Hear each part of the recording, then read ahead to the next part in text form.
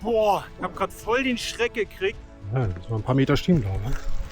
Hilft ja nicht. Oh, ich musste kurz anhalten, weil mir so der Schweiß vom Regen in die Augen gelaufen ist. Kennt ihr das? Man funktioniert einfach nur noch. Zwischen To-Do-Listen, Mails und dem ständigen Trubel in der Stadt verliert man sich total im Alltag. Und irgendwann merkt man, es ist einfach Zeit für eine Auszeit. Das Beste daran ist, man braucht gar nicht viel, um auszubrechen. Kein teures Flugticket, keinen großen Masterplan. Nur ein Fahrrad, ein Zelt auf dem Gepäckträger und den Entschluss, den Kopf frei zu kriegen. Unser Ziel für die nächsten Tage? Einmal quer raus aus Berlin, hoch an die Küste nach Ueckermünde. Rund 200 Kilometer. Ganz allein mit dem Wind, der Straße und dem eigenen Rhythmus. Manchmal fangen die besten Geschichten eben genau dann an, wenn man den Mut hat, den Alltag einfach mal zu pausieren und loszufahren. Hallo Leute, ich befinde mich gerade auf einem kleinen Mini-Abenteuer. Kurz hinter Berlin, beziehungsweise nördlich von Berlin. Mein Ziel ist es heute mal, dem Alltag zu entfleuchen, den Trubel der Stadt, der Arbeit und einfach mal ein Wochenende für mich zu nutzen. Dazu fahre ich heute mit dem Fahrrad von Berlin nach Ueckermünde. Laut Navi brauche ich ungefähr 9 Stunden. Mal gucken, ob ich damit hinkomme. Wo ich damals nach Benzin gefahren bin, habe ich mich auch ein bisschen verschätzt mit der Zeit, beziehungsweise durch die Umwege und die Fähre, die gesperrt war. Hat alles ein bisschen länger gedauert. Was dann natürlich auf meiner Benzintour auch noch ein bisschen schwierig war, waren die Wegverhältnisse, weil ich fast die ganze Zeit durch den Wald gefahren bin. Und ich mache heute wieder eigentlich den gleichen Fehler wie auf der Benzintour. Ich fahre einfach mal eine Strecke von Google, schaue mir mal an, wo der mich langführt heute. Ich hoffe, dass es nicht nur zu waldig wird alles, sondern dass es halbwegs fahrradfreundlich ist. Vom Setup her habe ich heute gar nicht viel mit. Ich habe natürlich gelernt aus meiner Benzintour, habe mir ein kleines Zelt geholt, habe auch diesmal die Taschen optimiert, sodass ich halt in jeder Tasche einen Beutel habe, wo zum Beispiel ein Beutel für Essen drin ist, ein Beutel für mein ganzes Zeugs, so wie Zahnbürste und sowas alles, dass ich danach nicht suchen muss wieder. Dann habe ich diesmal noch mehr Wechselsachen mit, weil ich ja den Samstag, also heute ist Freitag, den Samstag in Ueckermünde am Strand verbringen will, mir die Stadt ein bisschen angucken will und so weiter. Da will man nicht die ganze Zeit in Fahrradsachen rumlaufen. Regensachen habe ich noch sicherheitshalber eingepackt, weil irgendwie ist das Wetter zurzeit ein bisschen instabil. Regnet, obwohl es gar nicht regnen soll. Scheint die Sonne, obwohl es regnen soll und so. Irgendwie merkwürdig gerade. Komischer Sommer, aber egal. Ich bin vorbereitet. Ansonsten habe ich ein kleines Zelt noch dabei. Das hatte ich letztes Mal ja nicht, weil in Bansin sowieso Campen nicht erlaubt war, so wildes Campen. Diesmal habe ich mich 2 Tage auf dem Campingplatz eingebucht. Will es mal ausprobieren. Habe ich so noch nie gemacht mit Fahrrad und Zelt. Ist jetzt auch kein super Hightech-Zelt für Bikepacking, Ultra-Bikepacking oder irgendwas in der Art. So einfach nur 25 € gerade bei Decathlon im Angebot gewesen. Da passen bis zu 2 Mann rein. Dachte ich mir, ach, probierst du mal. Habe ich mit Stauraum für meine Sachen. Muss nicht alles draußen bleiben. Bin da schon mal gespannt drauf, wie das sich alles so macht. Vom Tagespensum her habe ich mir überlegt, ich fahre heute die komplette Strecke durch, sodass ich abends in Ueckermünde bin. Ja, wir haben es jetzt mittags 13 Uhr Grad. Wie gesagt, ich fahre schon ein bisschen, weil ich Berlin schon verlassen habe. Und von der Pace her will ich gar nicht so doll treten, sondern ich versuche eine lockere, aber zügige Runde zu fahren, dass ich gut durchkomme, nicht so erschöpft bin, wenig Pausen brauche, nach Möglichkeit auch nicht zu viel essen muss, weil meine Taschen sind jetzt schon komplett voll und ich habe gerade mal ein paar Riegel mit, ein paar Brezeln und sowas, so Kleinigkeiten zu knabbern. Mal schauen, ich nehme euch mit und wünsche euch viel Spaß bei dem Video und mir bei der Reise hier.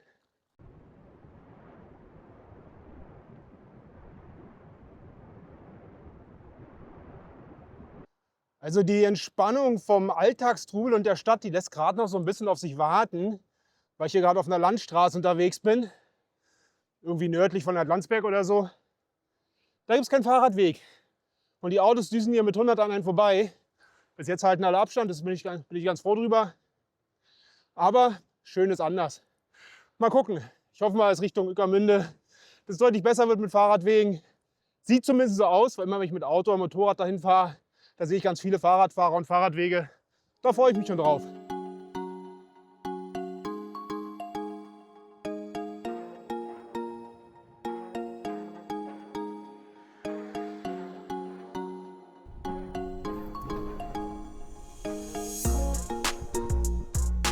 Da kommt ein Fahrradweg. Juhu!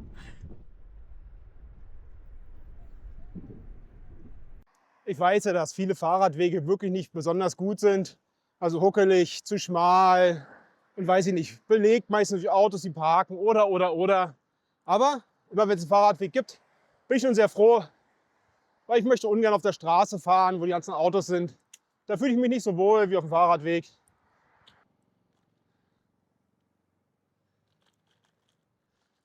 Ich weiß, dass man auf dem Fahrradweg meistens nicht so schnell ist wie auf der Straße und dass die oft auch in keinem guten Zustand sind. Wobei der hier geht jetzt gerade, der ist ganz gut, auch ausreichend breit, was auch nicht immer der Fall ist. Aber ich fahre trotzdem lieber auf dem Fahrradweg. Hat man einfach mehr seine Ruhe. Und die Fußgänger, klar, da muss man mal bimmeln, manchmal hören die einen auch nicht. Dann wird man ein bisschen langsamer, ist auch kein Problem. Weil ich habe da gar kein Problem mit Rücksichtnahmen auf andere. Ich fühle mich einfach wohl auf dem Fahrradweg. Ist einfach meine Meinung. Wäre froh, wenn es mehr Fahrradwege geben würde. Erstmal gucken, ob alles frei ist, bevor wir hier rüber gehen. Man kann ja nie wissen.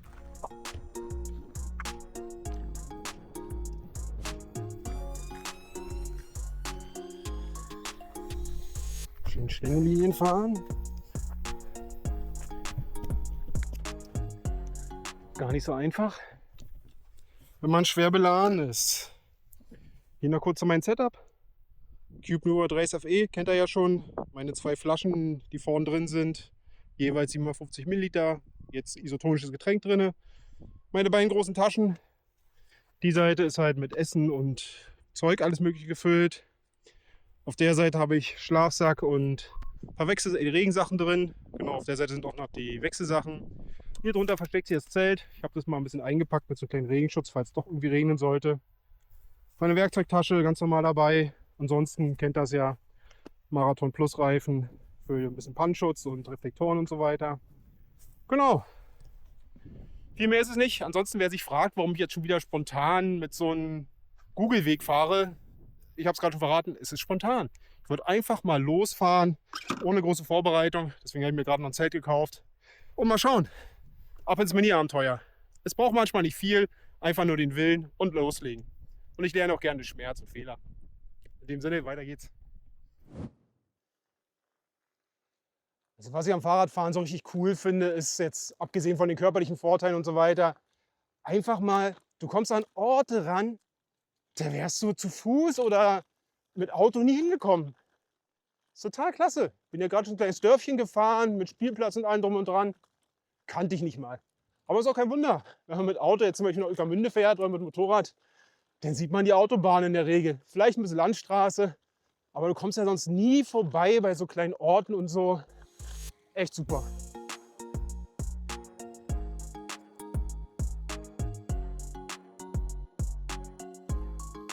Das Abenteuer muss nicht immer stundenweit ein Flug entfernt sein. Man braucht sich einfach nur das Fahrrad schnappen, mal losfahren, raus aus Berlin und zack, bist du im Abenteuer. Wo kriegst du sowas noch für so wenig Geld?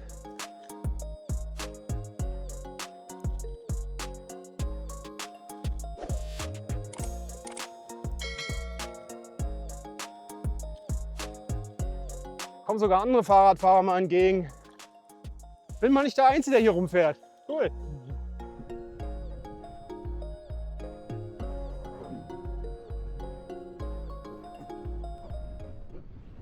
Mein Strom kommt heute aus Zuckerwasser.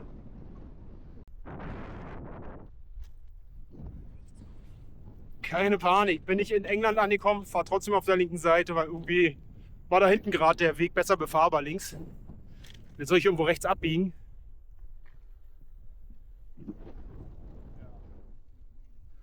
Ah ja, guck mal. Ein Weg.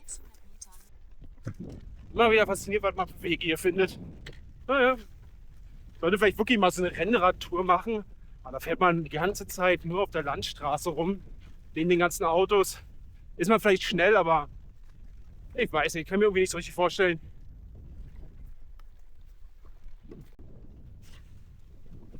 Also idyllisch ist es ja, aber man kommt halt dann nicht wirklich vorwärts, ne? Ah. Also wenn man es genau nimmt, bin ich gar nicht so spontan unterwegs, wie ich es gerade erzählt hatte. Weil ich spiele schon die ganze Woche mit dem Gedanken, einfach mal am Wochenende nach Ueckermünde zu fahren und da einen Tag zu verbringen. Und habe mir dann natürlich auch mal die Routenoption angeschaut. Was bietet Komoot so an? Ja, Rennrad, Citybike, Gravelbike und so. Bei Gravelbike schließe ich gleich von vornherein aus. Weil beim letzten Mal habe ich mich ja da komplett auf den Hintern gesetzt. Weil ich nur über Feldwege gefahren bin und so und überhaupt keine Geschwindigkeit dabei rüberkam. Und deswegen wollte ich mal den Google-Weg probieren. Den kürzesten, der auch die schnellste Zeit hat. Weil Überlegung dahinter war, alle anderen Routen waren einfach mal gleich eine Stunde länger und sind recht nah an der polnischen Grenze lang geführt worden. Also klar, hat man vielleicht bessere Wege und ist auch schneller unterwegs. Aber wenn man dann unterm Strich trotzdem eine Stunde länger braucht, dachte ich mir, fährst du trotzdem den kurzen Weg und guckst mal, wie schlimm es wirklich wird. Und klar, jetzt hatte ich schon sehr sandige Wege bei, Kopfsteinpflaster, Plattenwege und so. Aber unterm Strich geht es bis jetzt eigentlich noch. Ich habe jetzt schon, stehen wir ungefähr 30 Kilometer in der Tasche. Ist jetzt noch nicht so wahnsinnig viel, aber gefühlt bin ich schon weit gekommen. Mal gucken, wann noch kommt.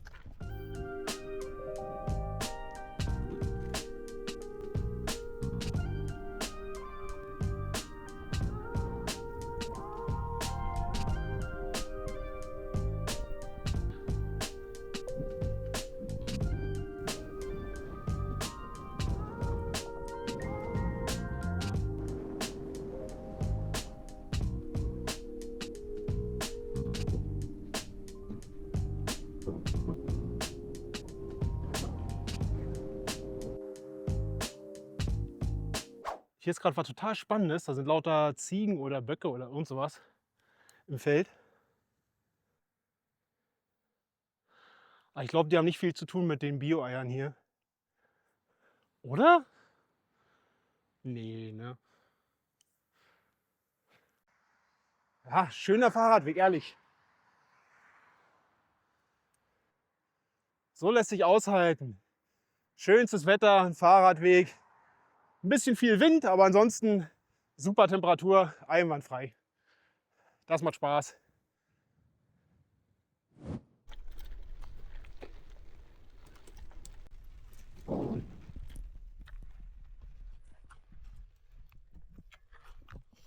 Ups. Auf einmal ganz locker Sand hier. Ja, da müssen wir ein paar Meter stehen, glaube ich. Hilft ja nicht. Hey.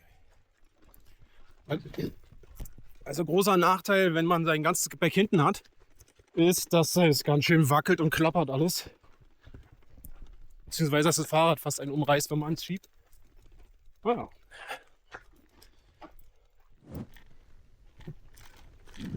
Ein alter Bekannter ist wieder hier. Der Weg mit den 3 Optionen durch den Wald. Holperstraße, Sand und da hinten ganz verborgen. Da kennt man gar nicht mehr jetzt als Weg. Die kenne ich da auch noch von meiner 200 Kilometer Tour. Naja, zum Glück geht die nicht allzu lang hier. Und ich glaube, der Weg führt mich jetzt wieder direkt nach Eberswalde. Ganz cool. Hört jetzt zum Glück gleich auf und wird besser. So gefällt mir das.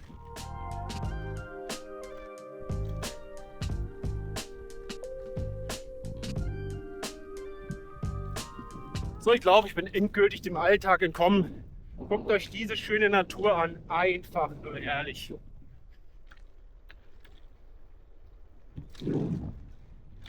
Die Vögel zwitschern, die kühle Luft im Wald, durch den Schatten und so weiter. Einfach super. Kaum einen Mensch zu sehen, aber das ist ein Fahrradfahrer getroffen hier auf den Weg. Auch mit Bikepacking unterwegs, so wie ich. Nur die andere Richtung. Ich glaube, wir wechseln jetzt ab.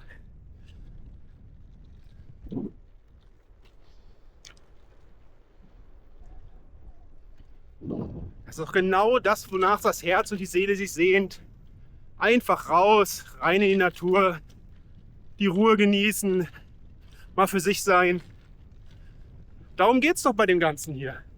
Nicht um den Stress, den man in der Stadt hat, auf dem Fahrradweg oder auf der Straße und so weiter. Den Trubel auf Arbeit. Das ist toll hier.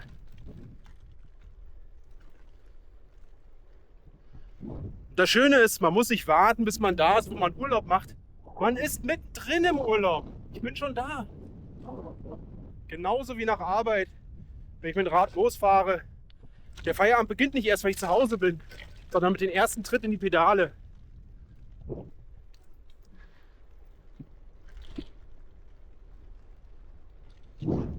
Aber ich weiß, dass es viele Leute gibt, die wahrscheinlich gerne mal Fahrrad fahren würden, aber Angst davor haben, dass es anstrengend ist, dass es denen nicht liegt und so weiter.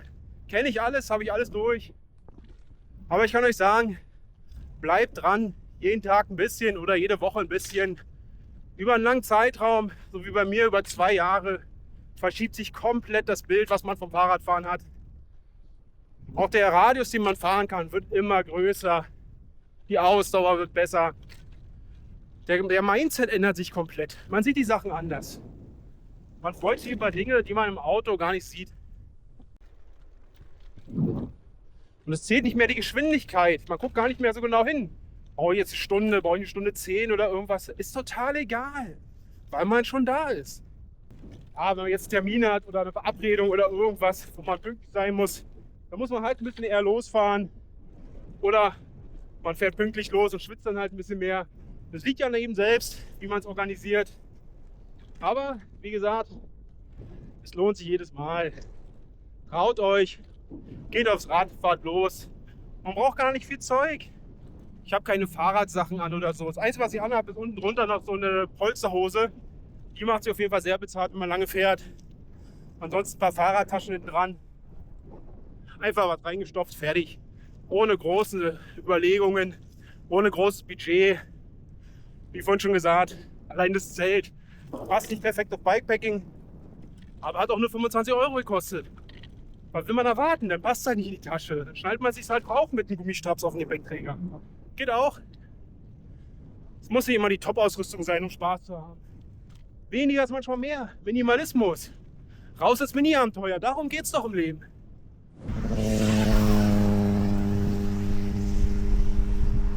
Ja, apropos Motorrad. Bin auch schon oft mit Motorrad nach Ueckermünde gefahren, weil es einfach schön ist. Ist auch eine schöne Tour, wenn man Landstraße fährt mit Motorrad.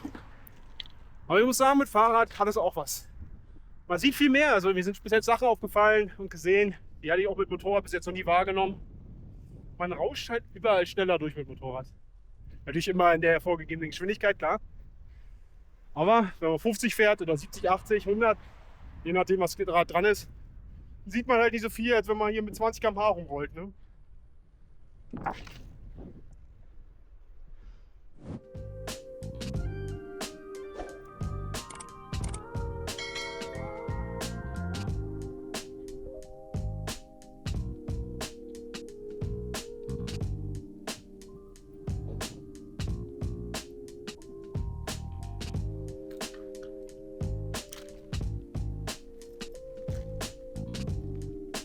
Mir ist so durch den Kopf gegangen, wo ich hier so fahre. Anfangs meiner Route, da habe ich echt noch gemerkt, wie so der Alltagsstress in mir ist. Habe mich noch so ein bisschen aufgeregt über alles Mögliche. Ja, Fahrradwege, Autos und Co. Aber hier so im Wald, so allein, da verblasst das alles komplett. Als wäre es komplett unwichtig. Als wäre es irgendwie gar nicht echt. Hier und jetzt, das ist echt. Klar, ist nicht der Alltag. Das, wo wir uns jeden Tag mit rumschlagen müssen. Aber das hier ist der Ausgleich, den man einfach braucht. Und nicht erst im großen Urlaub, sondern einfach zwischendurch. Mal am Wochenende.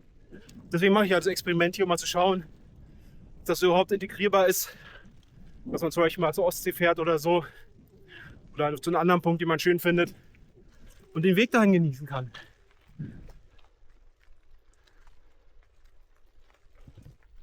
Nicht wundern, wenn ich ein bisschen schnauf. Es geht hier immer bergauf und bergab. So ganz klein, aber reicht. Ist nicht meine Gewohnheit. Wer mich kennt, weiß, dass ich in Berlin meistens unterwegs bin und da meine 2 Steigungen habe. Die Autobahnbrücke und die andere Brücke über den Fluss nochmal drüber. Das war es dann auch schon. Da war ich heute deutlich mehr dabei. Aber herrlich.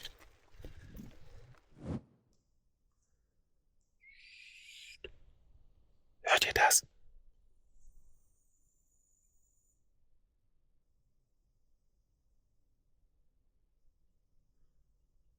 Einfach nichts zu hören, außer ein paar Grillen, ein Vögelchen, nicht mal Wind.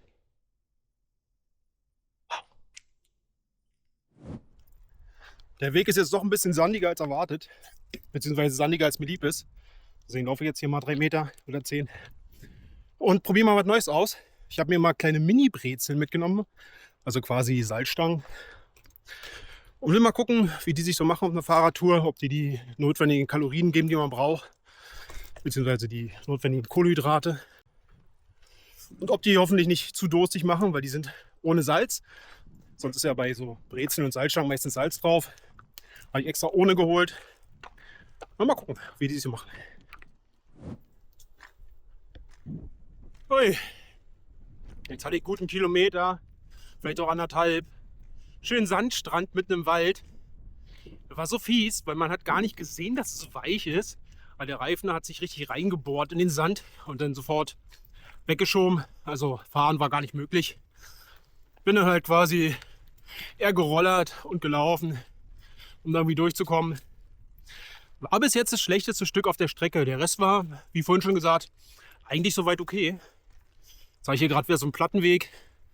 Der ist auch okay. Also was sich auf jeden Fall sehr positiv bemerkbar macht, sind schon mal meine kleinen Mini-Optimierungen seit meiner letzten Bikepacking-Tour.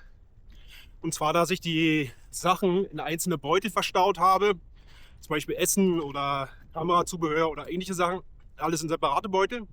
Finde ich das super schnell in den großen Taschen. Also es macht sich schon sehr bemerkbar. Ohne dass ich jetzt extra irgendeine neue teure Radtasche mir kaufen musste, wie schon die Sortierung selbst innen hat.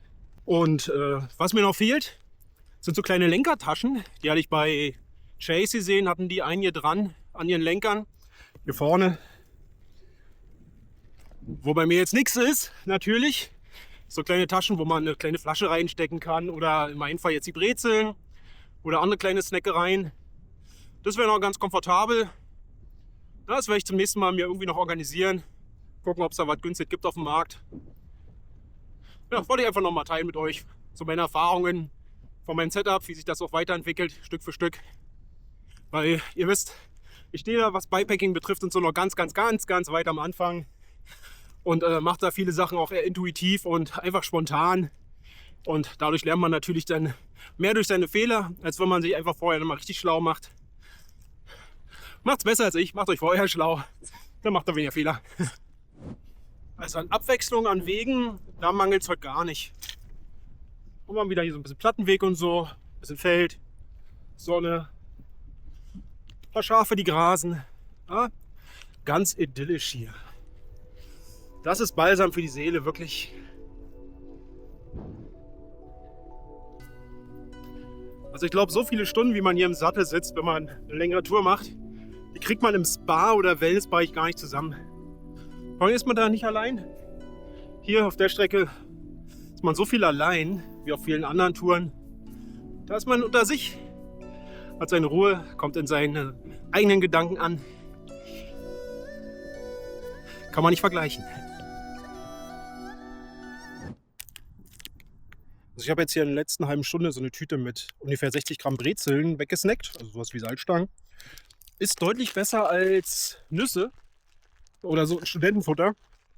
Das habe ich letztes Mal probiert, Studentenfutter zu essen, aber das hat gar nicht gut funktioniert. Das war staubtrocken, trotz der Rosinen und so weiter. Hat mega durstig gemacht und das ganze Zeug hat so in den Zähnen gehangen. Klar, jetzt so Salzstangen und so, das hängt auch ein bisschen in die Zähne. Da hat man halt nach dem Essen immer noch was davon auf der Strecke. Aber ich finde jetzt die ungesalzene Variante deutlich besser als Studentenfutter und Nüsse. Aber natürlich kein Vergleich zu jetzt Flüssignahrung. Wenn man jetzt so isotonisches Getränk nimmt oder so ein Powergel oder irgendwas, was mancher gerne nehmen. Ist wahrscheinlich noch günstiger an der Stelle. Also nicht günstiger vom Preis, aber vom Trinken her ist es günstiger. Aber kann man sich schon mal merken, Brezeln, geht was. Ich habe noch die mit Schoko-Variante mit. Die hebe ich mir aber wahrscheinlich für Sonntag auf, für den Rückweg, weil da ist so ziemlich alles zu. Da wird es dann schwierig, was einzukaufen. Ist auf der Strecke jetzt eh schon schwierig jetzt. Seit Biesenthal ist nichts mehr gekommen großartig, wo man was kaufen kann. Von der Seite bin ich froh, dass ich ein bisschen was noch mit habe und da nicht auf dem Trocknen stehe. Apropos trocken, mein Wasservorrat, der geht zur Neige. Habe jetzt noch die eine Flasche zur Hälfte voll, also ungefähr 300 Milliliter Wasser. Ich werde mal gucken, dass ich irgendwo was kriege. Notfalls klingel ich mir irgendwo und frage, ob mir jemand Wasser spenden kann aus der Leitung. Weil ich habe mein Pulver mit, das isotonische, kann mir da wieder was anrühren. Dann haben wir genug zu trinken und auch genug Energie für unterwegs. So, weiter geht's. Was soll ich sagen? Man kann sich an der Landschaft einfach nicht satt sehen. Einfach. Ist vielleicht jetzt am Fernseher oder Handy schwer nachvollziehbar, gerade wenn man vielleicht jetzt das Video guckt und ein bisschen gestresst ist. Aber wenn man hier eine Weile fährt, so das Dopamin und so weiter alles übernimmt, Cortisol fast schon komplett verschwunden ist, dann ist halt einfach alles schön. Zumindest wenn man in so einer tollen Landschaft.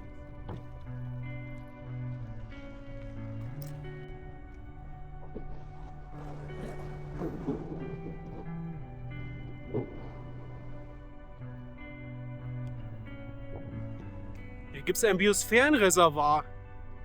Echt schön die Landschaft. Wow.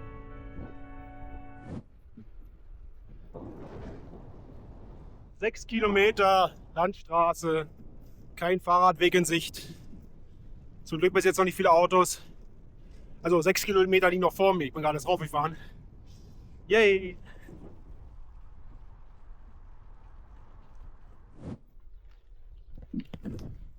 Wasserproblem ist gelöst. Habe hier gerade in der kleinen Ortschaft eine gute Dame getroffen, die hat ihren Rasen gemäht und die war so nett und hat mir meine Flaschen mit Leitungswasser aufgefüllt. Einfach perfekt. Danke an die Lebensretterin. Schön. Kann es wieder weitergehen ordentlich.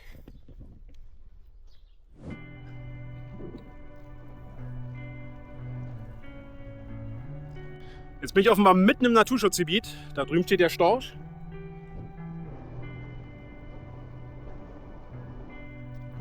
Ansonsten hört man viele Vögel. Es riecht nach Wasser. Schön. Und ein super toller Radweg hier.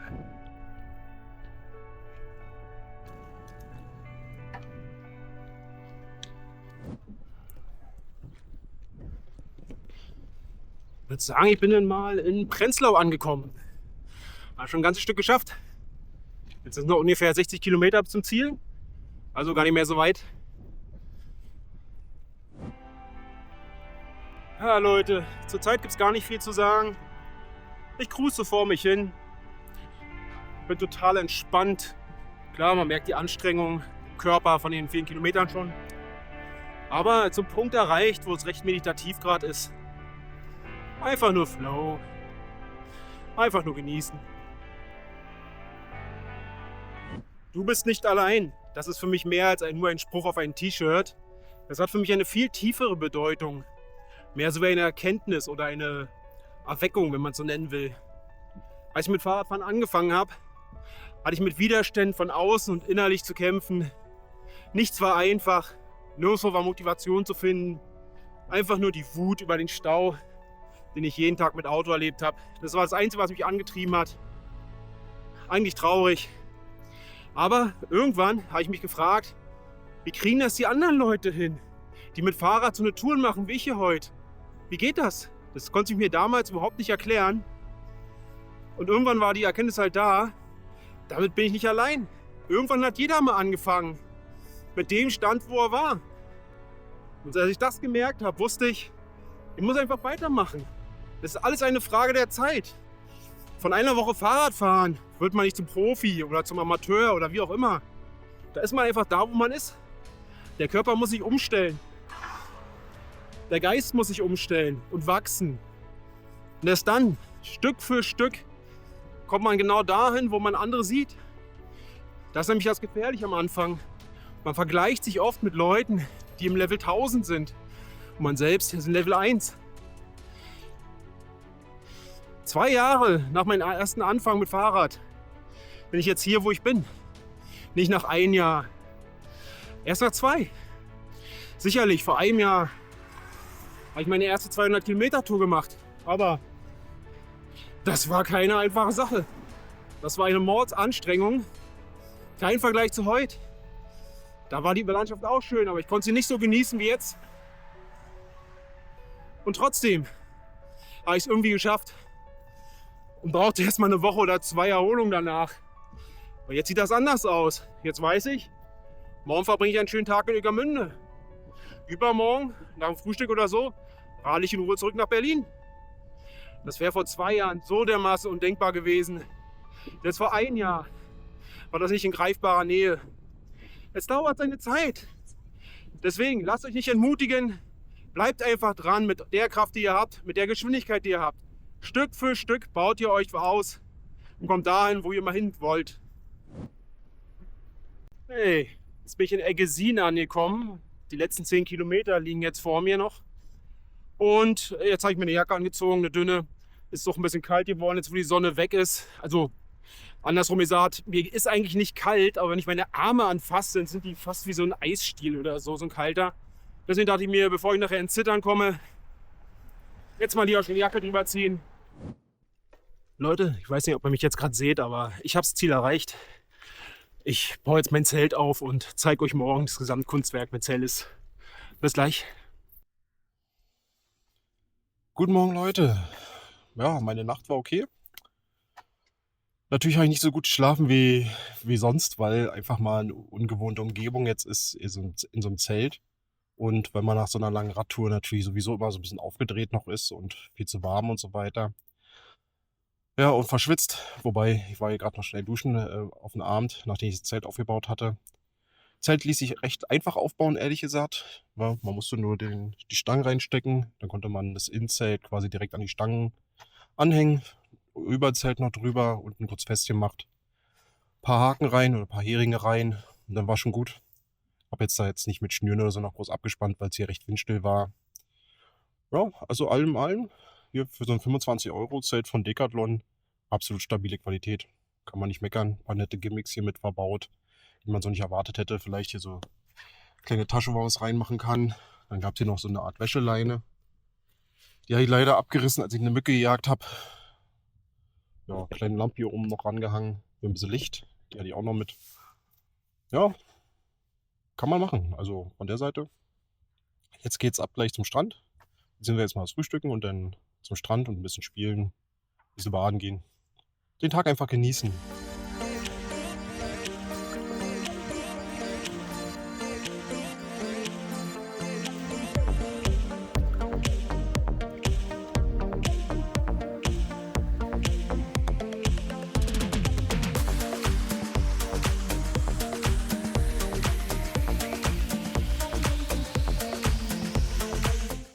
Also kann man auf jeden Fall machen hier, so eine schöne Fahrradtour als Mini-Bikepacking-Abenteuer und dann den ganzen Tag am Strand verbringen. Kann ich sehr empfehlen.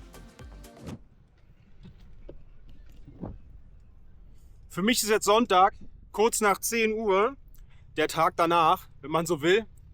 Ich habe gestern einen echt schönen Tag an 2 kleinen Stränden verbracht, beziehungsweise an einem kleinen Strand zuerst am Morgen, so bei Berlin, nicht Berlin. Und bin danach noch an den großen Strand in Ueckermünde gefahren. Hab da auch noch den Tag genossen. Ja, die zweite Nacht habe ich super geschlafen. Ist meistens so nach einer langen Tour. Die erste Nacht ist immer ein bisschen wuselig, weil man halt einfach noch so viel auf dem Fahrrad quasi sitzt und auch einfach erschöpft ist. Aber in der zweiten Nacht, da schlafe ich immer super wie ein Baby. Also echt klasse. Hab schon alles abgebaut. Bin jetzt auf dem Rückweg nach Berlin. Nehme euch auch noch ein kleines bisschen mit, auch wenn das Highlight quasi vom Bikepacking-Mini-Urlaub erreicht ist. Das war jetzt Ziel, hier in Ueckermünde anzukommen. Aber zum Bikepacking-Urlaub oder Mini-Abenteuer gehört natürlich auch der Rückweg. Dann nehme ich euch auch noch mit, wenn ich ein paar coole Sachen sehe oder mir irgendwas durch den Kopf geht. Lasse ich euch daran teilhaben noch. Ansonsten geht's rein in den Rückweg.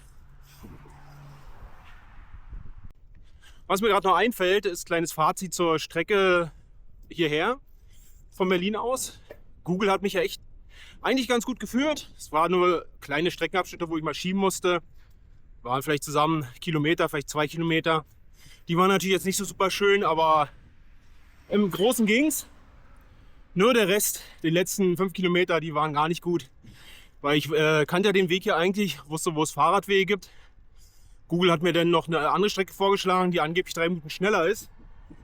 Durch ein kleines Waldstück und ich dachte so, kommt mir bekannt vor. Da lag irgendwie so ein Plattenweg, wo ich auch schon mal mit Fahrrad gefahren, wo ich noch mit Wohnwagen mal hier oben war und Fahrrad mit hatte.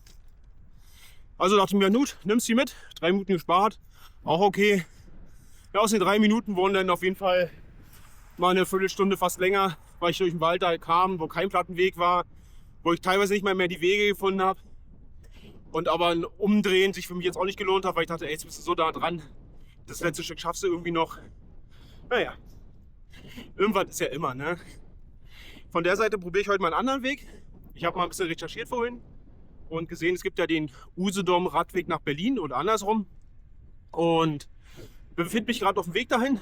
Das ist ja am Ende von Ueckermünde, ein bisschen westlich. Da kann ich auf den Weg rauf. Und schau mal, der ist per se erstmal ein bisschen länger für mich. Aber vielleicht ist der Weg recht angenehm. Jetzt will ich einfach mal probieren, ob sich der längere Weg lohnt. Weil gestern hatte ich ja immer den kürzesten Weg gewählt. Habe aber im Endeffekt nicht 9 Stunden gebraucht, sondern auch knappe 10. Mal gucken, wie lang es jetzt am Ende des Tages wird. Ich halte euch auf dem Laufenden.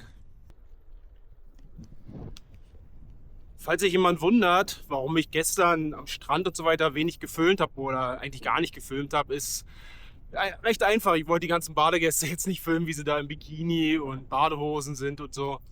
Und wollte einfach meinen Tag mal für mich genießen als Auszeit, wie gesagt, vom Alltag und so.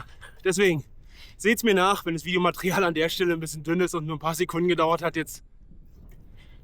Aber Urlaub oder Kurzurlaub ist halt Kurzurlaub, ne? Da kann man die Kamera auch mal beiseite legen.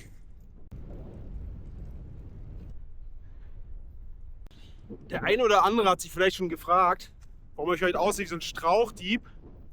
Die Antwort ist so simpel, wie ihr vielleicht denkt. Ich habe einfach meinen Rasierer zu Hause vergessen und wollte mir jetzt im Urlaub nicht extra noch einen neuen kaufen. Von der Seite. Ist wie es ist. Hauptsache man hat Spaß. Und ich habe mal gehört, mir fehlt da 3 Tage, Bart sieht auch gut aus. Schreibt eure Meinung ruhig gerne mal in die Kommentare. Hab gerade eine Packung Schokobrezeln gegessen. Also quasi das Pendant zu vorgestern, die Salzbrezeln. Kann man auch ganz gut essen. Macht natürlich auch ein bisschen durstig, aber gefühlt erstmal nicht so sehr wie die Salzbrezeln, weil die auch ohne Salz waren. Ist natürlich wieder süß, muss man mögen. Gerade wenn man die ganze Zeit schon süßes Zeug isst, süßes Wasser trinkt, dann sind die Salzbrezeln schon noch eine bessere Alternative. Einfach nur als Abwechslung. Und heute habe ich ganz schön mit Gegenwind zu kämpfen. Also kämpfen ist jetzt übertrieben. Aber permanenter leichter Gegenwind. So ein bisschen aus Südwest kommt der. Und ich fahre die ganze Zeit nach Süden. Erkennt man auch daran, wenn einen die Windräder in den Rücken zu drehen. Boah, ich habe gerade voll den Schreck gekriegt. Dachte, ich muss meine Tour jetzt hier schon abbrechen. Und zwar knackst mein Knie total. Und ich habe es gar nicht gemerkt. Aber als ich dann genau hingeguckt habe, habe ich festgestellt, oh, ist Gott sei Dank doch nicht das Knie, sondern die Verpackungstüte von dem Schokobrezeln, die ich gerade gegessen hatte. Also wirklich. Klingt zwar total bescheuert, aber er hat gerade echt mehr Sorgen gemacht. Aber ich kann weiterfahren. Da bin ich sehr beruhigt. Weil es mitten in der Pampa hier, da weißt du auch nicht, wo irgendwo mal Hilfe herkommen soll. Deswegen habe ich auch so einen kleinen Verbandskasten immer mit, dass ich wenigstens schlimmere Wunden einfach erstmal selbst heilen kann, also selbst versorgen kann. Bei ihnen ist jetzt übertrieben. Damit man wenigstens auf Rettung warten kann in irgendeiner Form. Schreibt mir ruhig gerne in die Kommentare, ob ihr auch schon mal so einen Schreckmoment hattet, der sich dann als kompletter Bluff oder Finte rausgestellt hat. Riecht ein bisschen nach Regen, also zumindest sehen die Wolken so aus. Hoffe mal, dass nichts runterkommt, aber wenn es so sein sollte, habe ich meine Regenjacke und Regenhose mit. Ich hoffe trotzdem, dass es nicht so kommt, weil in der Regenjacke und Regenhose, da schwitzt man immer so und kommt auch nicht so gut voran. Von der Seite drückt mir mal die Daumen. Jetzt hat es doch noch angefangen zu regnen, da ich mir lieber schnell meine Regenjacke übergezogen. Mache ich sonst eigentlich nicht, wenn ich nur zur Arbeit fahre oder zurück. Also, weil jetzt sind nur 40 Kilometer und da ist überschaubar, wie lange man nass bleibt. Weil ich ja eh meistens verschwitzt ankomme, wie sowieso nass. Aber jetzt hier habe ich noch ein paar Kilometer vor mir, über 100. Und da ist mir nichts, wenn ich die ganze Zeit dann nass bin und vielleicht nicht mehr trockne. Von der Temperatur her würde es eigentlich gehen. Das wäre jetzt nicht so ein Thema. Aber wir wollen ja gesund ankommen und Spaß haben und nicht am Ende des Tages noch erkältet sein.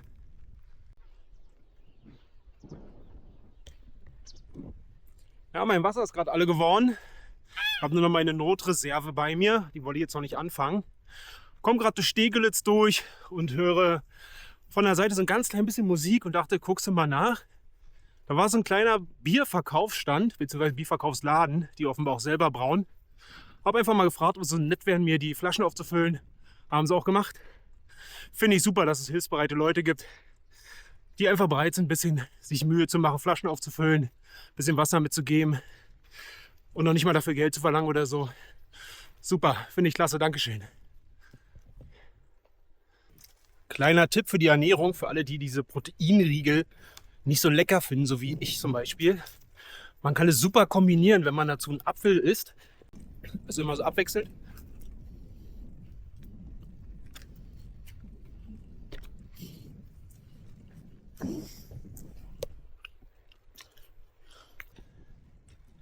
Also wenn man es ein bisschen mischt, ein Happen Riegel, ein Happen Apfel, dann kann man das ganz gut essen. Macht den Riegel jetzt nicht leckerer, aber der Apfel, der macht es erträglich.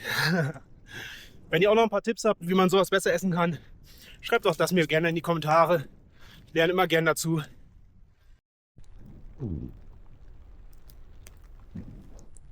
Also jetzt wird es doch noch ein bisschen mehr Regen. Da habe ich mir mal meine super schicke Regenhose noch drüber gezogen.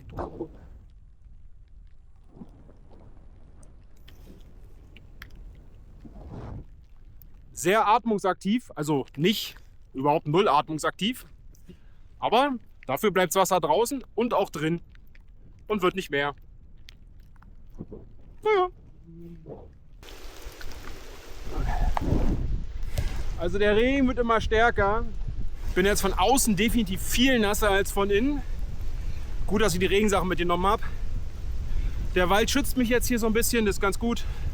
Und der Weg, wie man sieht, ist auch einwandfrei.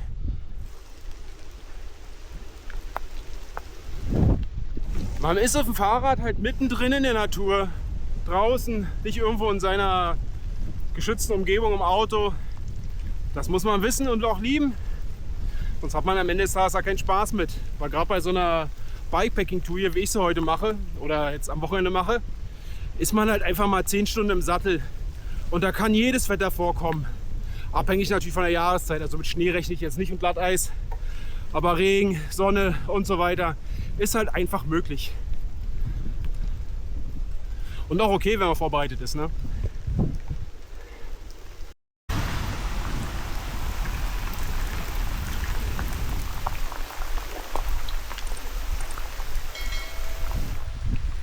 Also der Regen wird eher immer doller anstatt weniger.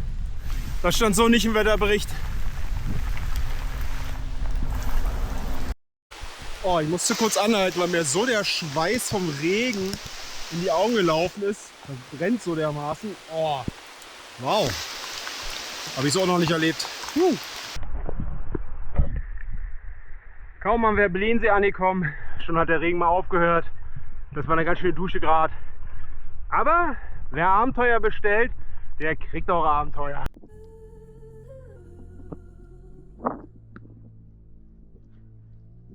Die letzten Kilometer liegen hinter mir von meinem Mini-Bikepacking-Abenteuer. Wochenende. Da wollte ich die Chance nutzen, weil es auch gerade nicht regnet, mal Bilanz zu ziehen. Für die, die es eilig haben und schnell weiter müssen, kurz und knappe Antwort, würde ich es nochmal machen? Ja. Für alle anderen, die ein bisschen mehr Zeit haben, würde ich die Tour nochmal genauso machen. Auf gar keinen Fall. Das wäre ziemlich dumm, weil man lernt immer dazu und optimiert sich weiter, optimiert sein Equipment weiter. Einige kleine Optimierungen haben wir schon auf dem Hinweg besprochen. Andere denke ich noch drüber nach, was man machen kann. Von der Seite aus würde ich es beim nächsten Mal leicht abgeändert machen natürlich. Aber ich würde es auf jeden Fall wieder tun. Irgendwie packt es ein, wenn man merkt, dass man aus eigener Kraft die große, weite Welt entdecken kann. Auch mal eine Übernachtung machen kann oder 2, ganz ohne Probleme. Da kommen einem ganz viele Ideen, wo man als nächstes noch hinfahren kann. Von der Seite aus will ich euch ein bisschen ermutigen. Macht auch mal so eine Tour. Die muss ja nicht gleich so weit sein. Ein bisschen weniger reicht auch vielleicht. Aber ich hoffe, ich konnte euch ein bisschen mit meiner Tour inspirieren. Freue mich, dass ihr dabei wart. Bis hierhin. Wünsche euch alles Gute. Viel Spaß. Ciao, euer Manuel.